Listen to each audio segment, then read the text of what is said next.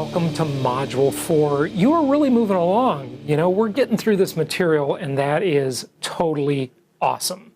So now we'll examine the different types of real estate investing that you can engage in and determine which is the best for your particular preference, your personality, your strategy. There are many different methods of real estate investing. I mean, there's so many little angles to the business. It's really amazing. Each has its own unique considerations. And so let's kind of talk about like the types of properties, right? So the most popular, of course, is the good old-fashioned single-family home. And I got to tell you, I know many people in commercial real estate. I have looked at many commercial real estate deals myself. I've participated in some commercial real estate deals, but I still love single-family homes. Good old, simple, reliable single-family homes. They're fantastic. So don't think that you want to be like too sophisticated and that's not good enough for you. People have made fortunes in single-family homes. My next second favorite would be multifamily homes. I've owned several apartment communities myself, and big apartment complexes, small apartment complexes, and multifamily can be pretty good. Multifamily or apartments, it's referred to by both of those names, but it is definitely more complicated, and it definitely requires more attention than good old single-family homes. There are office properties. That's another category. Now, office space, people have made money in all of these different areas, right? But with office space, it doesn't have that universal need that housing does. We see Fortune 500 companies telling people to go work at home. We see companies outsourcing their office workers to the Philippines and India. So that's a consideration. You want to be more careful here with office space. Not that there's not opportunity there, not that you can't make money, but you want to be more careful. Mobile home parks and mobile homes. Those are actually two kind of categories of the same thing. I have several friends who've made fortunes owning mobile home parks, and you can actually make some good money owning mobile homes themselves. Okay, so we'll talk about that. Industrial properties, where manufacturing takes place, or warehouse type properties, those can be kind of interesting at sometimes. And then valuation of cash flows. Now, this is not really a category per se, but it all interplays to all of these different types of investment categories. So let's jump in and get started with Module 4. Welcome to another lesson today, investors. This is your instructor, Jason Hartman, and today we are going to talk about the humble single-family home. This is overlooked by many so-called sophisticated people because they think, well, I invest in commercial real estate. I'm big time. And I tell you, don't make the mistake of overlooking the humble single-family home. This is really one of the best asset classes in the real estate business.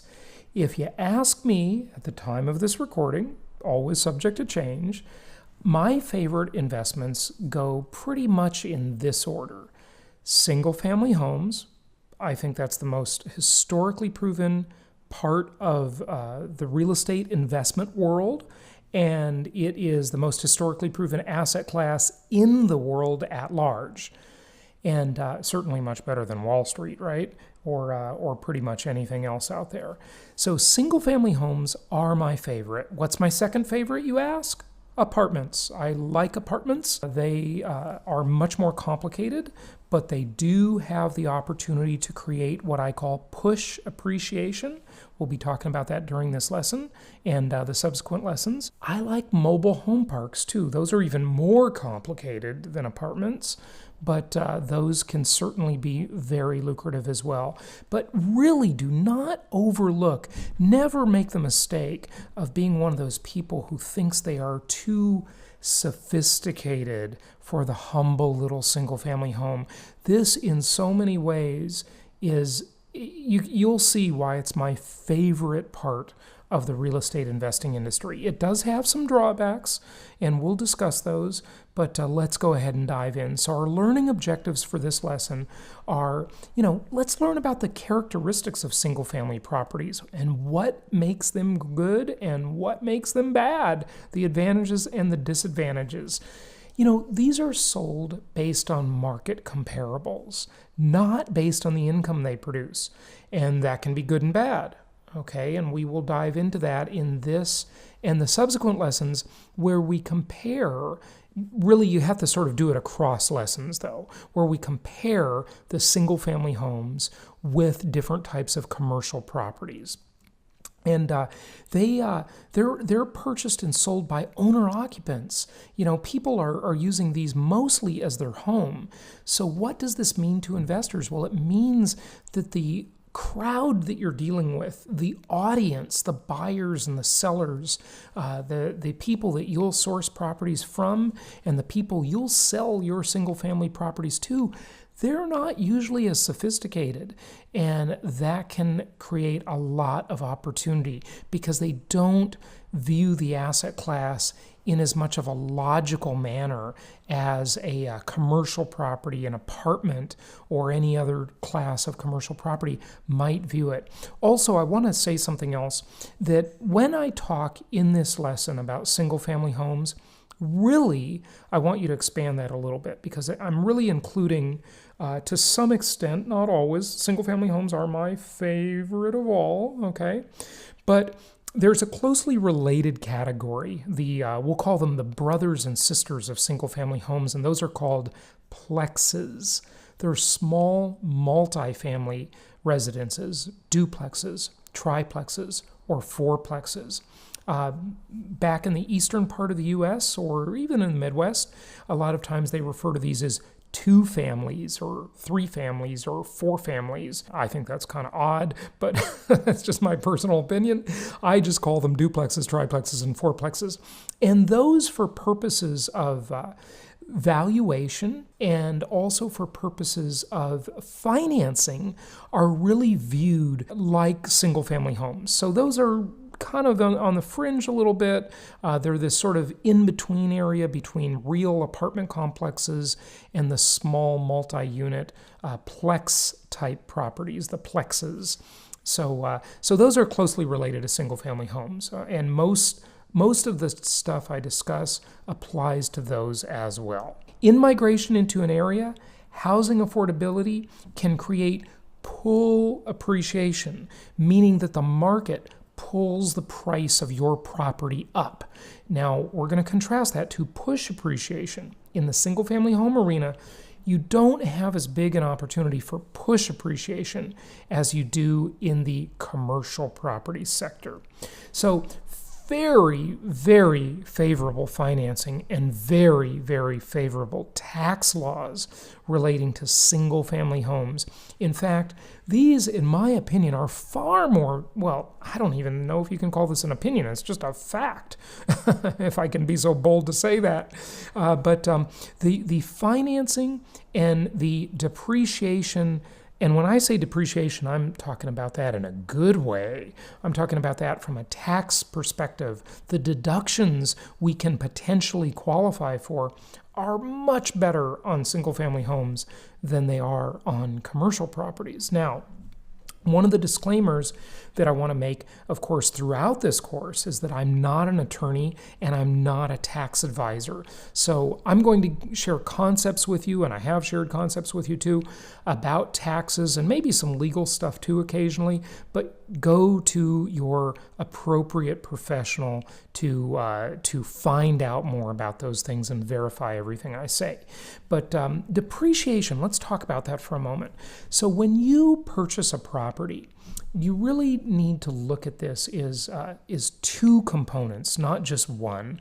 One is the land sitting under the, that's the property, as you'd call it. They kind of say generically property, but the land, I'm talking about the land. So this plot of land, and on top of this plot of land, in this example, you have a single family home. Could be an office building. We'll talk about those. We'll talk about industrial properties, apartment complexes, that type of stuff.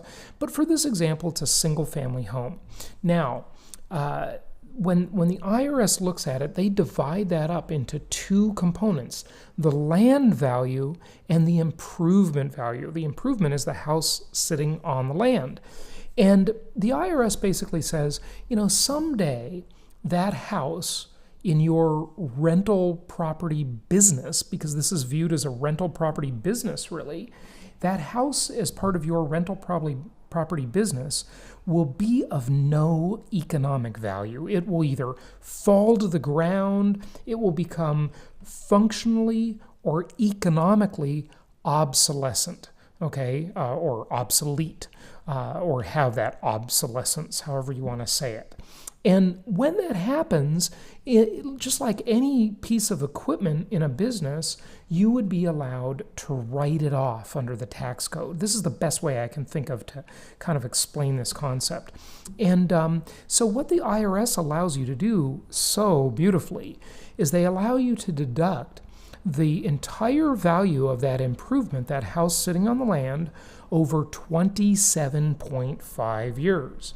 So if you want to just follow my math here for a quickie example, this lesson is not about depreciation, but just to give you a little taste of the beauty of why income property is the most tax-favored asset in America and why single-family homes are the most tax-favored part of the income property category, because they have the fast depreciation schedule and a lot to depreciate. So say, for example, the land is worth $20,000. Now, we're not talking about California, New York, or Miami here, obviously, right?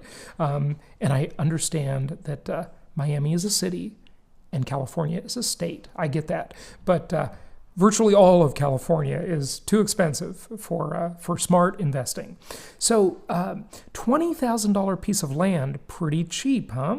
But a $100,000 value of the improvement, the house sitting on the land. So the total value is $120,000. Now, I'm just going to take the improvement value, the $100,000, and I'm going to divide it by 27.5 years. And when I divide $100,000, the value of the improvement or the house, by 27.5 years, I show a tax deduction, a potential tax deduction, if you can qualify for it, and that's a more complicated discussion, but many investors do, and it is the best kind of deduction, of $3,636 per year. What is so great about that, you ask? Jason, a $3,600 deduction ain't that big a deal, you say. Well, maybe yes or maybe no. But if you own a lot of those single-family homes, it definitely adds up. But here's the best thing about it. This is what's called a non-cash write-off. You don't actually have to pay for this write-off. Your property could go up in value. You could have positive cash flow and still take a write-off. Whereas every other write-off that I know of, you have to spend some money. Spend some money on your business, donate some money to charity, you'll get a write-off for that potentially.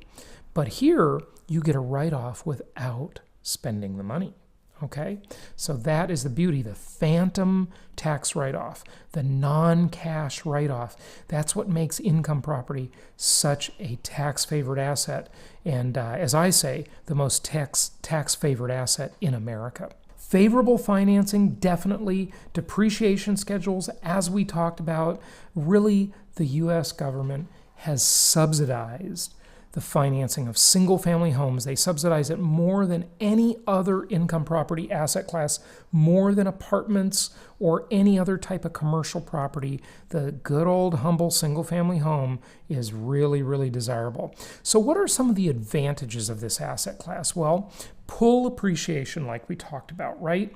The market can pull the price of your property up. When housing affordability is high, when there's in-migration into an area, when there's job creation in an area, you can very likely see your values go up, and sometimes quite substantially. It's very desirable for renters. I mean, if you ask anybody out there, most people will say, not all of them, but most people will say they would rather live in a single-family home than an apartment. And certainly, I think most people are going to say they'd rather live in a single-family home than a mobile home, right? So very desirable for renters. And it's easy to research online. We've talked a lot in this course about some of the research tools. In fact, some of the badge actions and homework assignments were to do some homework and do some research. So really easy to research single-family homes, not as easy with other asset classes. And they're desirable for renters because they offer favorable neighborhoods and they're highly favored in terms of government policy, and then very, very attractive financing. 30-year, 3-decade-long fixed-rate financing. You can't beat that. It's phenomenal. So very good. Okay, what are some of the disadvantages? Well, there are some disadvantages. Limited ability to drive push appreciation. So again, what is push appreciation? Well, that is the type of appreciation that is created by increasing the asset's value in some way. And of course, with a single-family home, you can fix up the property, and that will potentially drive push appreciation. So that's a good thing. You do some rehab, you fix it up. But a commercial property, as you'll see in the future lessons, you can increase the push appreciation by increasing the income. You know, when someone buys your single-family home from you, they're probably not going to ask how much income you get from it, because they probably don't care. You're probably going to end up selling it to a homeowner most of the time. But if you sell a commercial property, they're definitely going to look over the income, hopefully, if they're smart, with a fine-tooth comb. Limited number of government loans. The government financing situation, where the government basically subsidizes single-family home financing through Fannie Mae and Freddie Mac, they have, since the financial crisis, limited the number of loans you can get. At the time of this recording, it's basically, and I do say basically because, you know, there's a rule and then there's kind of an exception to every rule, right? But essentially it boils down to 10 loans per person, 10 financed properties per person. So single person, 10 is your limit. Married couple, possibly 10 loans each. And we talked about that more in the leverage lesson, so I'm not going to go into it much further here. Fragmented. So the asset class is fragmented. The market areas are fragmented. And, you know, you're dealing with different people that do things different ways. It's not as, shall we say, structured as some of the more formalized commercial real estate business. And, you know, subject to availability of this government-sponsored financing. It's really government-insured loans and subsidized loans through Fannie Mae, Freddie Mac, FHA, Veterans Administration loans, okay? And the big disadvantage on single family is that it is more difficult to scale into a large portfolio. So if we have a client at my real estate company who comes to us and they say, you know, they've got, $20 million, I'll say, right? And they want to invest that all into real estate. With $20 million, we'd have to sell them an awful lot of single family homes, at least ones, single family homes that made sense, right? And that would be harder to scale than selling them one $20 million apartment complex, right? So there is one of the differences. Now, this market is more fragmented, and there's a little quote from me at the bottom of the slide. It says, fragmentation makes it difficult for the big guys to play in our market, leaving the high ROI return on investment, opportunities for everyday investors. So embrace the fragmentation. The fragmentation may be annoying to you as an investor, but really, that's why the opportunity is here. If this market wasn't all fragmented, believe me, Goldman Sachs and all the other Wall Street players, they would be in this game like crazy because single-family homes are an awesome investment. In fact, there's a rather famous quote by Warren Buffett a few years ago. He says he would buy thousands of single-family homes if he could figure out a way to manage them. See, for the big institutional investors, it's just too much trouble for them. But that leaves the opportunity for us. So if you want to develop a portfolio of 50 or 100 or 10 single-family homes, great, you can do that. If you want to do thousands and thousands of properties, it's harder to scale. You can do it, and it is done. Okay, some of these hedge funds and private equity groups, they're doing it. You may have heard of Blackstone, and they are in the single-family market, but again, it is harder to scale. Not as easy. You got to have an infrastructure, get a staff going to help manage that for you. Okay, so that's one of the disadvantages, the fragmentation. But really, this is the bedrock of real estate. The humble single-family home. Do not overlook it. It's a great asset class, and I tell you, I've made a lot of money in single-family homes. So your action item, research and articulate what you believe to be the best strategy for investing in single-family properties. So this badge action is much more subjective. It's not real analytical like some of the others. All you have to do is just explain your single-family property investing strategy, take a screenshot, upload it, and you'll get your badge. Again, this one, just a little quick narrative, just a paragraph, maybe two, just a little quick thing, and tell us about it. Tell us about your ideas and your strategy, and I'll look forward to talking to you on the next amazing lesson.